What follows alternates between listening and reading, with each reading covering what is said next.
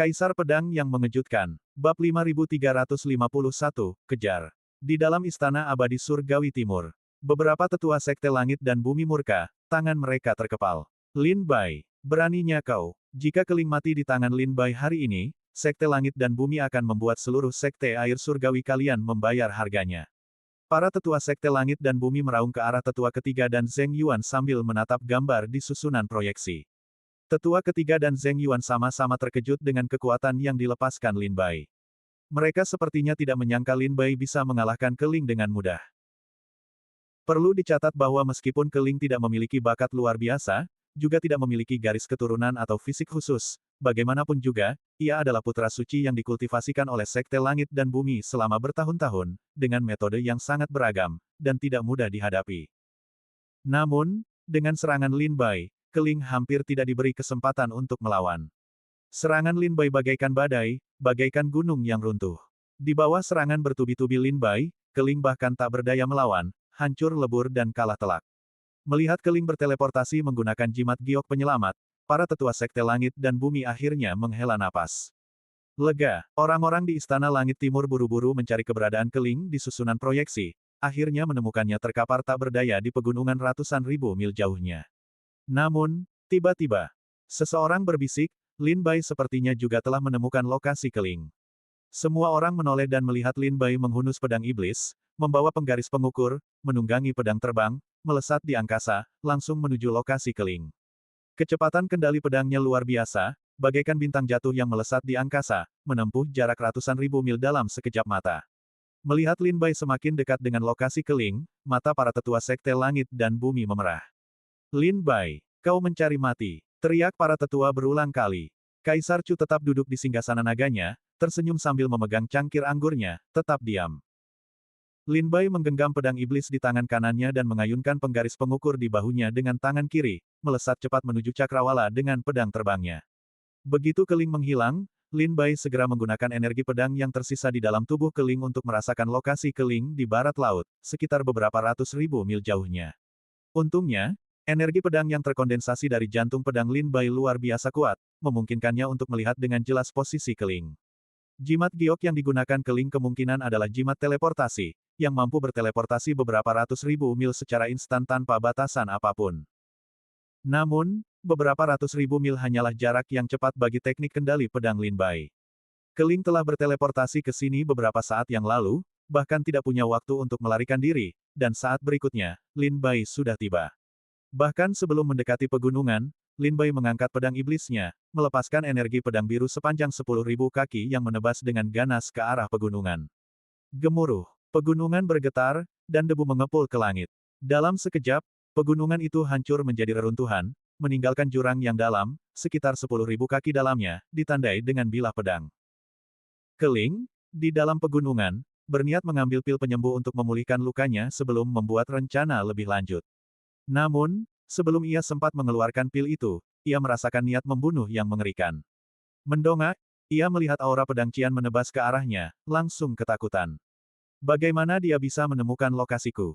Ini tidak mungkin. Jimat teleportasiku bisa berteleportasi setidaknya 5 atau 600 ribu mil.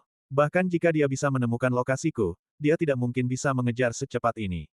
Keling terkejut. 5 atau 600 ribu mil akan membutuhkan 1 atau 2 hari bagi seorang seniman bela diri alam Dewa Dao untuk menempuhnya.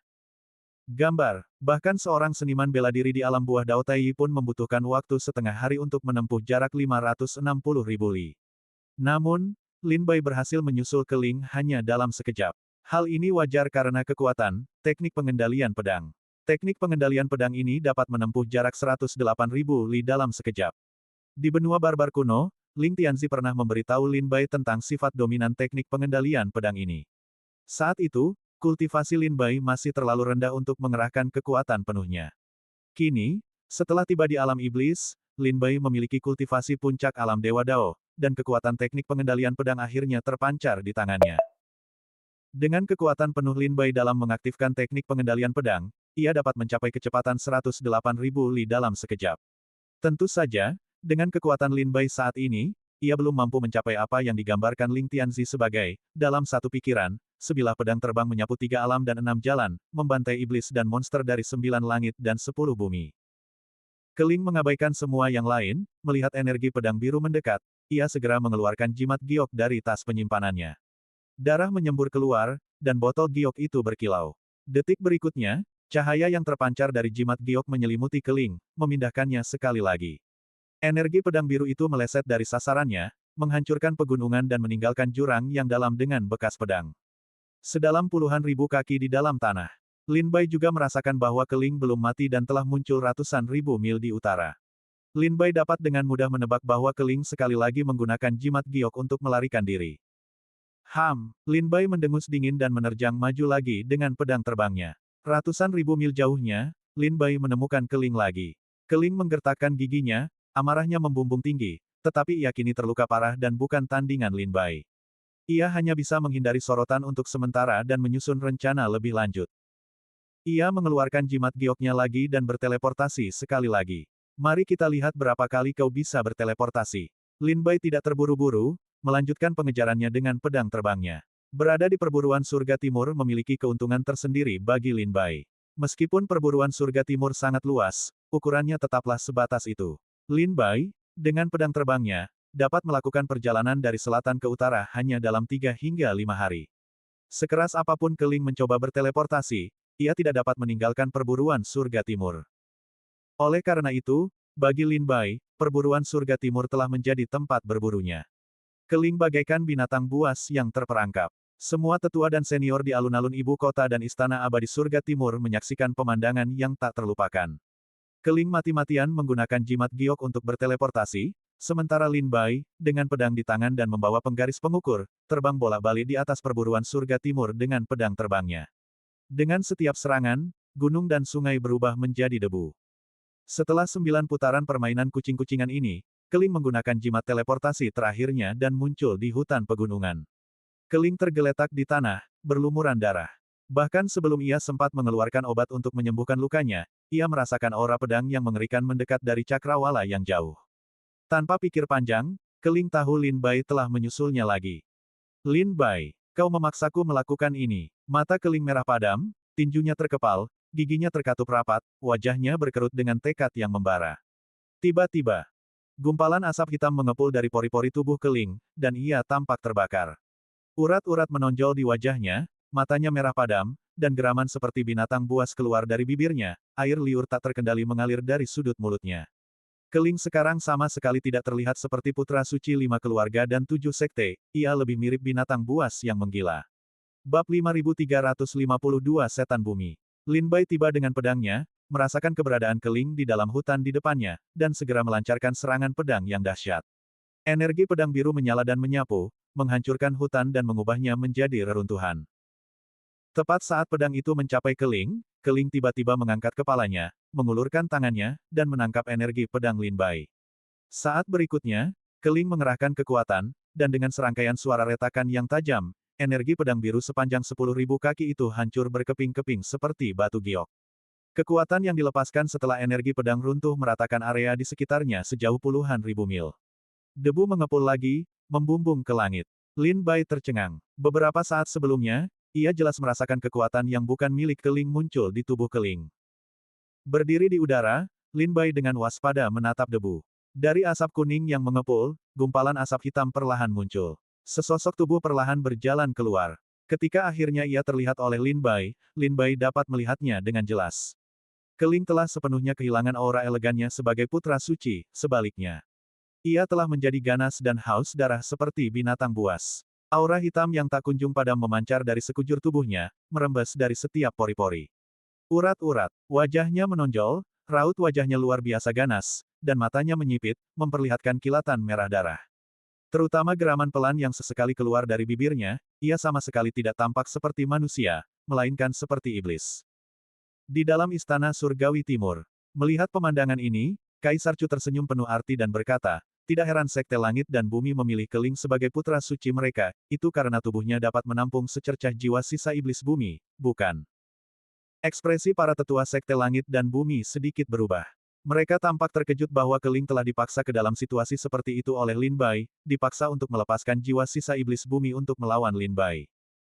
Menghadapi pertanyaan Kaisar Chu, para tetua sekte langit dan bumi tersenyum canggung dan tidak berkata apa-apa lagi. Iblis Bumi. Gumam Kaisar Chu pelan. Iblis Bumi, salah satu pendiri Sekte Langit dan Bumi, meraih ketenaran dalam pertempuran yang menghancurkan Istana Iblis 9 Neter 10.000 tahun yang lalu. Di dalam Sekte Langit dan Bumi, terdapat dua pendiri, yang satu disebut leluhur surgawi oleh para pengikut sekte, dan yang lainnya disebut Iblis Bumi. Entah leluhur surgawi atau Iblis Bumi, keduanya adalah gelar yang diberikan oleh para pengikut mereka, nama asli mereka telah lama terlupakan. Mungkin hanya beberapa tetua dan anggota senior sekte yang masih ingat nama mereka. Pertempuran yang menghancurkan Istana Iblis 9 Neter 10.000 tahun yang lalu memungkinkan Sekte Langit dan Bumi untuk bangkit, tetapi juga harus dibayar mahal. Salah satu dari dua pendiri, Iblis Bumi, mengalami kehancuran fisik dan jiwa di tempat. Leluhur surgawi mengerahkan seluruh upayanya untuk mengumpulkan pecahan jiwa Iblis Bumi, dan menemukan total 35 pecahan. Pecahan-pecahan ini merupakan salah satu harta paling berharga Sekte Langit dan Bumi. Berkat metode kultivasi Iblis Bumi yang unik, fragmen-fragmennya mengandung energi yang sangat kuat. Sebelum wafatnya, leluhur surgawi berpesan untuk mencari inang yang andal bagi sisa-sisa fragmen jiwa Iblis Bumi, karena Iblis Bumi mungkin dapat bangkit kembali jika ada kesempatan. Sederhananya, ini tentang menemukan wadah bagi Iblis Bumi untuk bangkit kembali. Setelah kematian leluhur surgawi, tugas utama pertama di gerbang surgawi adalah menemukan inang yang andal bagi Iblis Bumi. Selama puluhan ribu tahun terakhir, gerbang surgawi telah mencari lebih dari 20 putra suci, tetapi pada akhirnya tak satu pun dari mereka yang mampu menahan sisa-sisa fragmen jiwa Iblis Bumi. Nasib mereka selalu sama, selama penyatuan fragmen-fragmen tersebut, mereka mati secara misterius atau menjadi gila.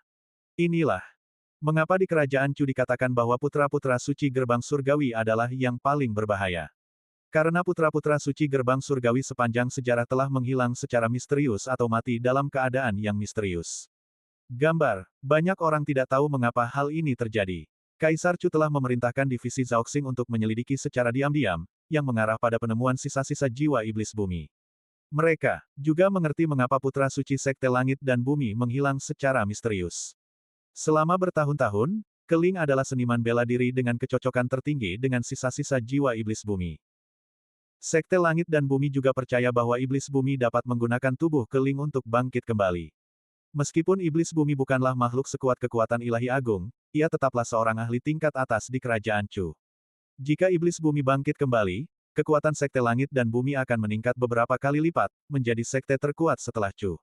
Lebih lanjut, rencana baru Sekte Langit dan Bumi berpotensi mengancam posisi Chu. Kaisar Chu mendengus dingin. Suaranya tidak keras, tetapi bagi para tetua Sekte Langit dan Bumi, suaranya terdengar seperti guntur. Di dalam lahan perburuan surga timur, Lin Bai berdiri di atas pedang terbangnya, dengan cermat mengamati monster ini. Hahaha. Saat itu, mata Keling memerah saat ia menatap Lin Bai, tiba-tiba tertawa tajam dan menusuk.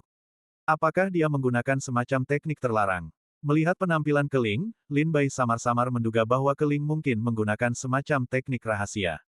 Namun, yang mengejutkan Lin Bai, kekuatan Keling tampaknya tidak banyak meningkat, ia masih berada di puncak alam Dewa Dao, namun ia memberikan tekanan yang tak terjelaskan kepada Lin Bai. Raung, Keling meraung dan menerkam ke arah Lin Bai. Kekuatannya melonjak, berubah menjadi badai yang merobek ruang. Ia menyerang dengan cakar, langsung menyerang ruang tempat Lin Bai berada. Lin Bai menghindar dengan kecepatan pedang terbangnya, dan ketika ia menoleh ke belakang, ia melihat bahwa ruang telah terkoyak oleh cakar orang ini, menciptakan 5 retakan.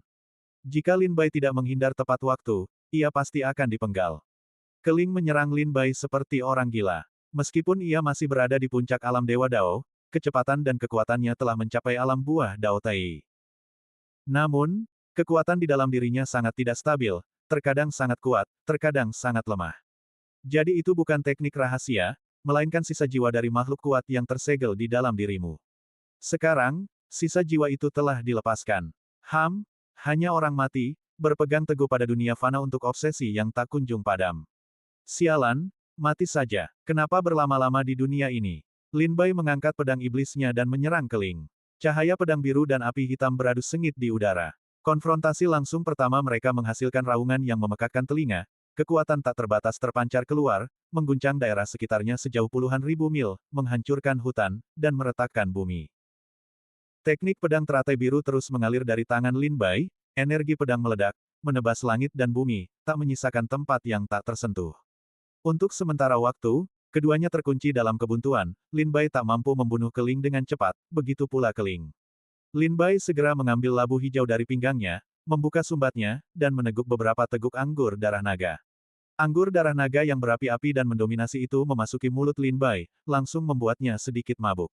Kitab suci teknik pedang teratai biru mulai berputar-putar di benaknya sekali lagi. Saat kitab suci itu bergeser dan berubah, sebuah niat pedang terpancar dari tubuh Lin Bai. Niat pedang teratai biru. Ini adalah teknik kultivasi tahap ketiga teknik pedang teratai biru, mengolah niat pedang teratai biru. Namun, Lin Bai belum sepenuhnya memasuki tahap ketiga kultivasi dan hanya mampu melepaskan niat pedang teratai biru dengan bantuan anggur darah naga. Bab 5353 datanglah dan selamatkan aku. Sejak memperoleh teknik pedang teratai biru, Lin Bai telah tekun mengolah dan mempelajarinya. Setelah bertahun-tahun bekerja keras, Lin Bai akhirnya menemukan beberapa rahasia teknik pedang teratai biru. Menurut pemahaman Lin Bai sendiri, teknik pedang teratai biru tidak sesederhana kelihatannya, seharusnya dibagi menjadi tahap pertama, tahap kedua, tahap ketiga, dan bahkan tahap keempat dan kelima. Tahap pertama teknik pedang teratai biru terdiri dari 9 jurus pedang yang rumit. Jika Lin Bai tidak memiliki jiwa pedang pemakan, memiliki bakat luar biasa dalam ilmu pedang, dan memperoleh 2 jalur tertinggi, yaitu, hati pedang, dan penampakan tertinggi. Ia mungkin tidak akan mampu memahami rahasia tahap pertama teknik pedang teratai biru. Memasuki tahap kedua, teknik pedang teratai biru secara bertahap meningkat. Tahap kedua terdiri dari 3 jurus, dan kekuatan pedangnya mencapai tingkat seni dewa, cocok untuk seniman bela diri di atas alam Dao. Saat ini, Lin Bai sedang dalam tahap kedua kultivasi teknik pedang teratai biru. Sejak terakhir kali di kota Fengling, Chen Yule, yang berterima kasih kepada Lin Bai karena telah menyelamatkan Chen Yun, menyelenggarakan perjamuan untuknya. Di perjamuan itu, Chen Yule membawakan anggur darah naga, dan setelah meminumnya, Lin Bai menyadari bahwa anggur itu sangat bermanfaat bagi kultivasinya dalam teknik pedang teratai biru. Terlebih lagi, di kota Fengling pulalah Lin Bai meminum anggur darah naga dalam jumlah besar, sehingga mengaktifkan tahap ketiga teknik pedang teratai biru, niat pedang teratai biru. Saat itu, Lin Bai melepaskan niat pedang teratai biru, dan Chen Yule melepaskan niat pedang pembunuh, kedua niat pedang itu berbenturan, dan keduanya sama-sama tidak diuntungkan. Jika bukan karena campur tangan Zumo dari divisi Zhaoxing dan tokoh-tokoh berpengaruh dari 5 keluarga dan 7 sekte, Lin Bai dan Chen Yule kemungkinan besar telah menghancurkan seluruh kota Fengling. Tentu saja, Lin Bai mengaktifkan niat pedang teratai biru secara kebetulan, dan kultivasi niat pedang pembunuh Chen Yule juga relatif baru, sehingga keduanya belum mampu melepaskan kekuatan penuh niat pedang mereka. Setelah pertempuran ini, Lin Bai merenung dalam-dalam, menggabungkannya dengan legenda-legenda terpisah yang ditinggalkan oleh Dewa Pedang Teratai Biru di alam iblis, dan akhirnya menyimpulkan bahwa Dewa Pedang Teratai Biru adalah seorang pencinta anggur. Terlebih lagi, Dewa Pedang Teratai Biru pasti sangat menyukai anggur darah naga, yang menjelaskan kompatibilitas tinggi antara teknik pedang teratai biru dan anggur darah naga. Oleh karena itu, Lin Bai menduga bahwa anggur darah naga dapat merangsang niat pedang teratai biru, dan setelah berbagai percobaan, Lin Bai akhirnya memastikan jalan ini. Sebelum Lin Bai dapat sepenuhnya memasuki tahap ketiga teknik pedang teratai biru, ia dapat menggunakan metode ini untuk sementara merangsang kekuatan niat pedang teratai biru. Gelombang api biru melayang di sekitar Lin Bai, berubah menjadi aura pedang yang tak terhancurkan, melindungi tubuh fisik Lin Bai. Saat api membubung, bayangan samar bunga teratai biru mengembun. Keling menyeringai dan menyerbu ke depan, menyerang hantu teratai itu dengan cakarnya, tetapi terlempar 1000 meter oleh hentakan teratai itu, telapak tangannya terkoyak hingga berlumuran darah oleh cahaya pedang. Raung! Geram Keling berulang kali, menatap cahaya pedang biru yang melilit Lin Bai dengan cemas. Lin Bai mendengus dingin, melangkah ke dalam kehampaan, meninggalkan jejak api biru saat ia menyerbu Keling. Ia mengangkat tangan dan mengayunkan pedangnya, cahaya biru menodai separuh langit menjadi merah, seperti bunga teratai yang mekar, kelopaknya menopang langit. Boom! Suara memekakkan telinga terdengar. Aura pedang biru yang menyilaukan muncul di antara langit dan bumi, merobek kehampaan dan menebas Keling. Aura pedang itu datang dengan kekuatan yang luar biasa, seketika menutupi ratusan meter, menyapu semua yang ada di jalurnya, mengubah gunung dan hutan menjadi abu, menyerupai kiamat. Keling meraung ke arah Lin Bai, kekuatannya melonjak, dan ia menggunakan lengannya untuk menekan aura pedang biru yang datang. Dia awalnya bermaksud menghancurkan aura pedang dengan kedua tangan, seperti sebelumnya. Tanpa diduga, kekuatan energi pedang ini jauh melebihi yang sebelumnya hingga puluhan kali lipat. Ia menekan tangannya ke energi pedang, meraung dengan ganas, tetapi ia tidak mampu menghancurkannya. Sebaliknya, Ia terdorong mundur oleh kekuatan energi pedang yang mengerikan. Asteris Puff. Asteris. Ketika energi pedang mendorongnya puluhan ribu meter ke belakang, tenaganya akhirnya habis, dan ia tak berdaya melawan kekuatan energi pedang ini, yang telah memotong separuh tubuhnya. Ah! Jeritan melengking menggema di antara langit dan bumi. Pedang ini tidak hanya memotong separuh tubuh Keling, tetapi juga menghancurkan pecahan jiwa iblis bumi yang tersisa di dalam tubuhnya. Kekuatan iblis bumi menghilang ke dalam tubuh Keling. Keling perlahan-lahan tersadar. Namun, saat ia tersadar sepenuhnya, semuanya sudah terlambat. Dengan hanya separuh tubuhnya yang tersisa, ia tak memiliki kekuatan lagi untuk melawan Lin Bai. Gelombang rasa sakit yang luar biasa dari tubuhnya membuatnya ambruk dalam genangan darah, melolong tak berdaya. Aku tak bisa mati. Aku tak bisa mati. Aku tak ingin mati. Aku tak ingin mati. Terbaring di genangan darah, wajah Keling dipenuhi ketakutan dan kekhawatiran. Ia hanya punya satu pikiran, bertahan hidup. Bertahan hidup dengan cara apapun. Selama ia meninggalkan perburuan langit timur hidup-hidup dan kembali ke gerbang langit dan bumi hidup-hidup, ia akan tetap menjadi putra suci tertinggi gerbang langit dan bumi. Dengan kekuatan gerbang langit dan bumi, bahkan jika kultivasi Lin Bai luar biasa, menghancurkannya akan sangat mudah. Melarikan diri. Aku harus melarikan diri. Keling meraung dalam hati, mengabaikan luka-lukanya, ia buru-buru menggeledah tas penyimpanannya. Ia mencari sesuatu yang berguna, apapun yang bisa melawan Lin Bai. Seperti kata pepatah, kau baru menyadari betapa sedikitnya pengetahuan yang kau miliki ketika kau membutuhkannya. Sebagai putra suci gerbang langit dan bumi, Keling memiliki banyak harta di tas penyimpanannya, tetapi setelah mencari dengan saksama, ia tidak menemukan apapun yang bisa menandingi Lin Bai.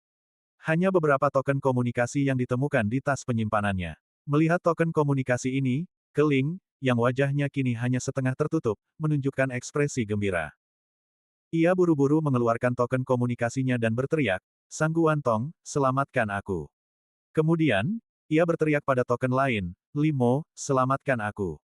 Ia kemudian berteriak pada token ketiga, Zhao Xiantu. Selamatkan aku. Ia berteriak hal yang sama pada token keempat, Sun Miao, selamatkan aku. Ia kemudian melihat token kelima, terdiam sejenak, dan tidak berkata apa-apa. Setelah keheningan yang lama, Keling menjadi cemas dan berteriak pada token itu lagi, jika aku mati, itu akan menghancurkan rencana besar yang mulia Pangeran Ketiga. Keluarga Li, keluarga Zhao, keluarga Sun, dan Sekte Wentian semua akan menderita. Kita semua bersama-sama sekarang. Jika aku mati, itu tidak akan menguntungkan siapapun. Selamatkan aku, teriak Keling cemas. Sementara itu, Sang Guantong, Limo, Zhao Xiantu, Sun Miao, dan yang lainnya terlibat dalam pertempuran sengit dengan Chen Yule dan Yi Song. Sejak Lin Bai meninggalkan medan perang untuk menyelamatkan murid-murid Sekte Tianshui, Chen Yule telah melawan dua lawan sekaligus, namun ia masih mampu bertahan. Saat itu, Sang Guantong, Limo, dan dua orang lainnya secara bersamaan menerima pesan telepat ide. Ari Keling. Mereka bertukar pandang, wajah mereka menunjukkan keterkejutan. Keempatnya bertukar pandang, seolah-olah sedang mempertimbangkan apakah mereka perlu menyelamatkan Keling. Akhirnya, mereka semua mengangguk serempak, menggunakan kemampuan ilahi mereka untuk mundur dari medan perang dan merasakan kehadiran Keling, terbang ke arahnya. Keling telah menggunakan jimat gioknya untuk berteleportasi beberapa kali, dan kini berada tak jauh dari tempat Sang Guantong dan yang lainnya berada. Mereka tiba di sisi Keling dalam waktu singkat. Bab 5354, bersiaplah. Sang Guantong, Limo, Zhao Xiantu, dan Sun Miao secara bersamaan mundur dari medan perang, menggunakan kemampuan ilahi tercepat mereka dan mengeluarkan harta karun terbang tercepat mereka, semuanya menuju ke arah yang sama, yang sangat mengejutkan Chen Yule dan yang lainnya. Baru saja, pedang terbang Lin Bai membawa sekelompok murid dari Sekte Tianshui ke tempat ini, di mana mereka tinggal di sisi Qian Hen, meminum pil penyembuh yang dikirim oleh Suimo dan luka mereka telah pulih secara signifikan. Ada apa? Mereka berhenti bertarung di tengah jalan. Mengapa mereka berempat pergi bersamaan? Chen Yule dan yang lainnya berbisik keheranan, semuanya mengerutkan kening, tidak dapat memahami apa yang mereka coba lakukan.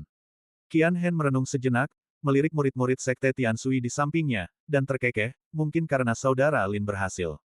Keling berada di ambang kematian dan mengirim mereka panggilan darurat, itulah sebabnya mereka mundur dari medan perang untuk memberikan dukungan. Wajah Yi Song sedikit pucat, dan ia tersenyum, saudara Qian benar. Orang-orang ini semua bersekongkol, bekerja sama di perahu yang sama. Tatapan Huang Qingyun menajam, dan ia berkata, saudara Lin, apakah kau benar-benar mengalahkan Keling? Chen Yule terkekeh, Kekuatan saudara Lin jauh di atas kita. Jangankan mengalahkan Keling, jika saudara Lin benar-benar berniat membunuh Keling, Keling pasti sudah mati. Karena mereka semua sudah pergi ke sana, ayo kita pergi juga. Mari kita bantu saudara Lin. Saran Chen Yule. Qian Hen berkata terus terang, Saudara Chen, mohon maafkan keterus-terangan saya, tetapi pertempuran antara saudara Lin dan Keling pada dasarnya adalah pertempuran antara Sekte Tianshui dan Gerbang Tiandi. Perjuangan hidup mati mereka terjalin erat dengan dendam antara dua sekte besar ini. Jika kita campur tangan sembarangan, kita berisiko terseret ke dalam konflik antara Gerbang Tiandi dan Sekte Tianshui. Saya mengatakan ini bukan untuk alasan lain selain untuk mengingatkan semua orang agar berpikir matang-matang sebelum membantu saudara Lin. Jika kita sendirian, kita tidak akan punya apa-apa untuk dikatakan, tetapi kita semua memiliki keluarga dan sekte di belakang kita. Qian Hen mengingatkan mereka dengan ramah. Kata-kata ini memang membuat Chen Yule dan Yi Song merenung dalam-dalam. Jika Chen Yule dan Yi Song adalah pendekar pedang pengembara di dunia seni bela diri, sendirian, mereka tentu akan bergegas membantu Lin Bai tanpa ragu. Namun, Chen Yule dan Yi Song semuanya memiliki sekte dan keluarga yang kuat yang mendukung mereka. Terlebih lagi, mereka semua adalah putra suci dari sekte dan keluarga masing-masing, dan setiap gerakan dan kata-kata mereka mewakili kehendak sekte dan keluarga mereka. Kesalahan kecil dapat menyeret sekte dan keluarga mereka jatuh bersama mereka. Chen Yule terkekeh dan berkata, aku tidak peduli. Jarang bertemu jiwa yang sama di dunia pedang beberapa tahun terakhir ini, bagaimana mungkin aku hanya melihatnya musnah. Jika kalian semua tidak mau pergi, aku tidak akan memaksa kalian. Aku rasa saudara Lin tidak akan menyalahkan kalian. Tunggu di sini, aku akan pergi. Setelah itu, Chen Yule melompat ke udara dan melesat lurus ke angkasa. Yi Song cemberut dan bergumam, Chen Yule, si keledai keras kepala itu, kenapa dia terburu-buru? Aku kan tidak bilang tidak mau pergi. Tunggu aku. Mengabaikan Huang Qingyun dan Qian Hen, Yi Song menggunakan jurusnya untuk mengejar Chen Yule. Huang Qingyun tersenyum dan bertanya pada Qian Hen, Kakak Qian, mereka berdua sudah pergi, bagaimana denganmu?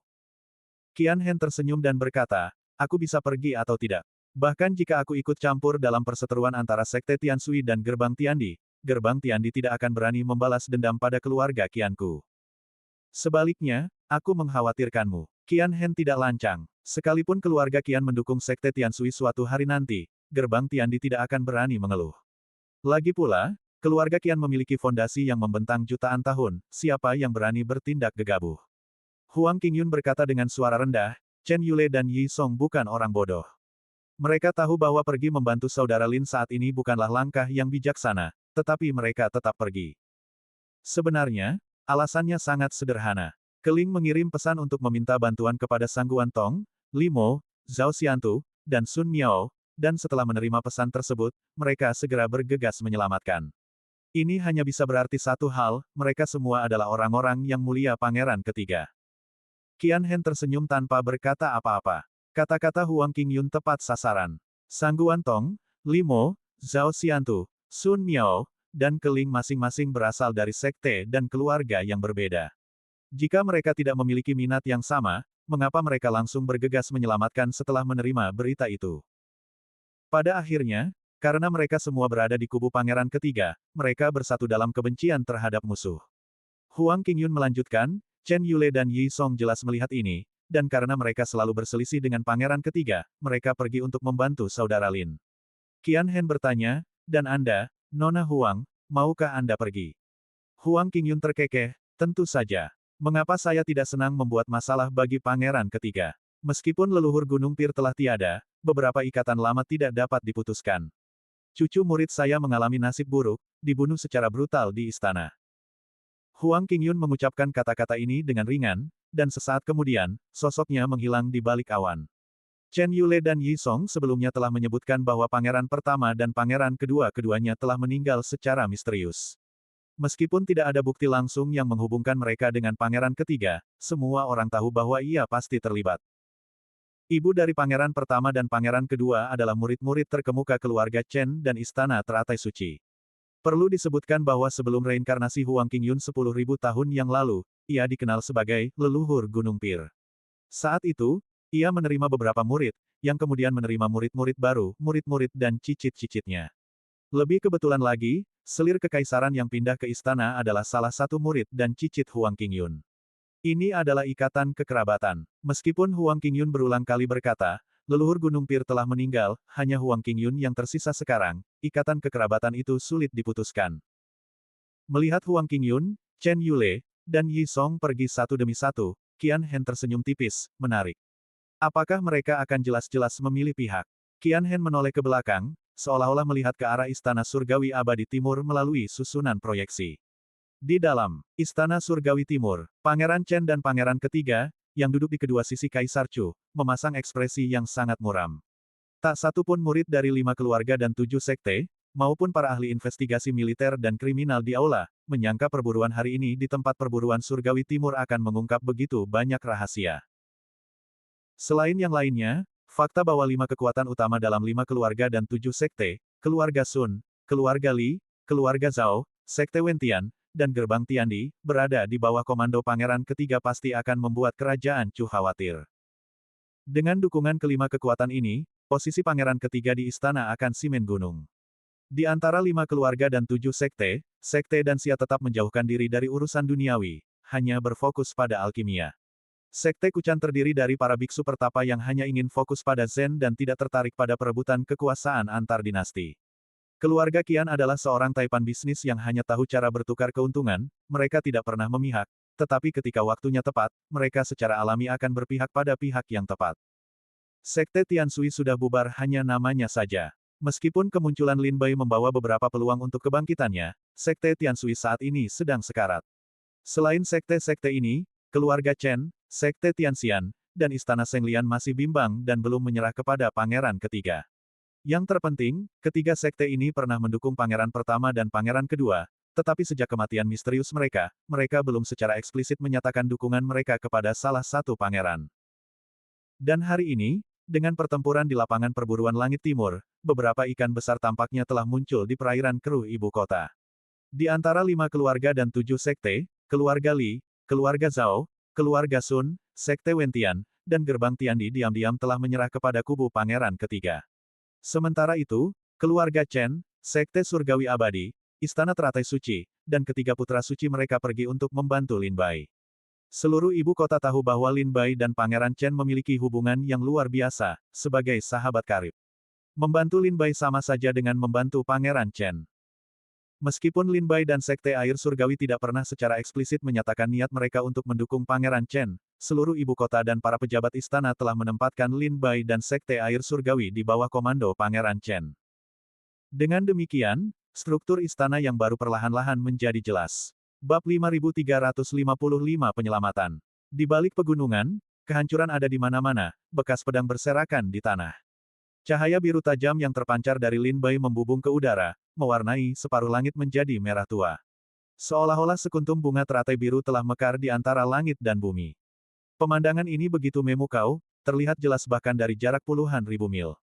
Keling, separuh tubuhnya telah dihancurkan oleh Lin Bai, terbaring di tanah, sama sekali tak berdaya melawan. Namun, berkat vitalitas yang kuat dari seorang seniman bela diri Dewa Dao, bahkan kehilangan separuh tubuhnya berarti ia untuk sementara terbebas dari bahaya.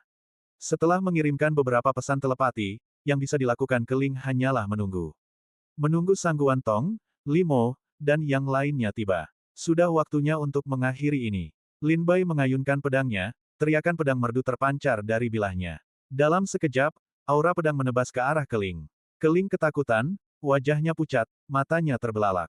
Dalam kondisinya saat ini, ia sama sekali tak mampu melawan pedang ini. Jika tidak terjadi apa-apa, ia pasti akan mati oleh pedang ini. Berhenti. Tepat saat itu, sebuah teriakan keras terdengar dari kejauhan, dan sesosok kuat menghantam energi pedang Lin Bai dengan telapak tangan dari kejauhan. Ledakan memekakkan telinga pun terjadi. Energi pedang itu hancur berkeping-keping. Saat Lin Bai bertanya-tanya apa yang sedang terjadi, 4 sosok pria muncul di hadapan Keling. Mereka tak lain adalah Sangguan Tong, Limo, Sun Miao, dan Zhao Xiantu, yang telah tiba di tempat kejadian. Setelah menyelamatkan Keling dari pedang Lin Bai, keempatnya tak kuasa menahan diri untuk tidak melirik ke arah Keling yang terjepit, pupil mereka mengecil karena terkejut. Keling telah berteriak minta tolong, mereka tahu ia dalam bahaya, tetapi mereka tidak menyangka ia akan berada dalam kondisi yang begitu menyedihkan. Separuh tubuhnya telah terpenggal, beberapa misi bunuh diri lagi. Lin Bai mencibir, menatap Sangguan Tong dan yang lainnya. Sangguan Tong berkata lembut, adik Lin Bai, Keling memiliki hubungan yang baik dengan kita. Aku ingin tahu apakah kau bersedia mengampuni nyawanya kali ini demi kita. Lin Bai melirik Sangguan Tong dengan jijik dan berkata dingin, lawan yang kalah berani membela orang lain. Sangguan Tong tertegun sejenak, wajahnya memerah karena marah. Limo jauh lebih mendominasi daripada Sangguan Tong, berkata langsung, dengan kami di sini hari ini, kalian tidak bisa membunuh Keling. Lin Bai mencibir lagi, kalian terlalu sombong, iya. Apa kalian benar-benar berpikir hanya karena kalian putra suci dari 5 keluarga dan 7 sekte, kalian bisa mengabaikan semua orang? Merasakan penghinaan dalam kata-kata Lin Bai, Limo dan Sangguan Tong sama-sama terbakar amarah. Zhao Xiantu mendengus dingin, ada orang baru yang muncul entah dari mana berani mengatakan omong kosong seperti itu. Baiklah, kami akan berdiri di sini. Aku ingin melihat bagaimana kalian akan membunuh Keling di depan kami. Kata-kata Zhao Xiantu penuh provokasi. Saudara Lin, jika satu orang tidak cukup, bagaimana kalau menambahkanku? Pada saat ini, suara Chen Yule yang mendominasi terdengar dari kejauhan. Suaranya setajam pedangnya. Sesosok tubuh, diselimuti aura pedang hitam, terbang dari kejauhan dan mendarat di samping Lin Bai. Lin Bai melirik kondisi Chen Yule. Seringnya Chen Yule menggunakan aura pedang pembunuh hampir merusak pikirannya. Dengan kultivasi dan kondisi mental Chen Yule saat ini, ia tak mampu menahan kekuatan aura pedang pembunuh yang mendominasi. Terlebih lagi, aura pedang pembunuh yang ia kembangkan sama dengan aura pedang teratai biru milik Lin Bai, namun belum sepenuhnya dikuasai. Jika ia terlalu sering menggunakannya, ia mungkin akan tersesat. Chen Yule, apa kau juga akan ikut campur dalam masalah ini? Tanya Limo dingin. Chen Yule terkekeh, aku datang ke sini untuk melawanmu. Kau kabur di tengah jalan. Aku belum puas. Limo mendengus, aku tidak punya waktu untuk disia-siakan denganmu sekarang, pergilah. Chen Yule mengangkat pedangnya dan berkata dengan dingin, Limo, beraninya kau menyuruhku pergi. Tepat saat Chen Yule dan Limo saling beradu argumen, Yi Song diam-diam muncul di samping Lin Bai. Sungguh bersemangat. Yi Song terkekeh. Melihat Yi Song muncul, Sangguan Tong berkata dengan dingin, kami tidak lagi bertarung denganmu demi sisa-sisa monster raksasa itu, jadi tolong jangan ikut campur. Yi Song mengerutkan kening dan berkata, kau membuatnya terdengar seperti kami yang salah. Kau datang untuk memperebutkan sisa-sisa monster raksasa itu. Kau datang dan pergi sesuka hatimu. Kau bilang kau tidak akan bertarung lagi. Kau hanya berhenti. Kau pikir aku orang yang mudah diajak bicara. Yi Song menatap Sangguan Tong dengan sinis. Detik berikutnya, Huang Qingyun berjalan selangkah demi selangkah dari langit yang jauh, langkah kakinya menciptakan bunga teratai di kehampaan. Ia tampak menyendiri dan seperti dunia lain, seperti makhluk surgawi yang turun ke bumi. Yang menemani Huang Qingyun adalah Sui Mo dan Qian Hen. Qian Hen berkata sambil tersenyum kecut, baik Nona Sui maupun aku tidak pandai bertarung, kami di sini hanya untuk menonton pertunjukan. Melihat Lin Bai, Chen Yule, Huang Qingyun, dan Yi Song berdiri bersama. Wajah Sangguan Tong menjadi muram. Wajah Limo juga menunjukkan ekspresi dingin. Sun Miao mencengkeram tongkat besinya erat-erat dan berkata pelan, sepertinya pertempuran ini tak terelakkan. Sangguan Tong, Limo, Sun Miao, dan Zhao Xiantu mengalirkan kekuatan kultivasi mereka, mengeluarkan senjata suci mereka, dan bersiap untuk menyerang. Lin Bai tiba-tiba melepaskan gelombang niat pedang teratai biru, Chen Yule diselimuti niat membunuh, punggung Huang Qingyun bersinar dengan cahaya kemerahan, dan Yi Song mencengkeram pedang dan goloknya. Di atas kepala mereka, awan bergulung-gulung, dan kilat menyambar. Pertempuran besar akan segera terjadi. Namun saat itu, pertempuran besar yang diharapkan tidak terjadi seperti yang dijanjikan. Di dalam Istana Surgawi Timur, Kaisar Chu duduk di singgasana naganya, melihat kelima keluarga dan 7 putra suci sekte di dalam susunan proyeksi, semuanya tampak siap bertarung sampai mati, dan menyipitkan matanya.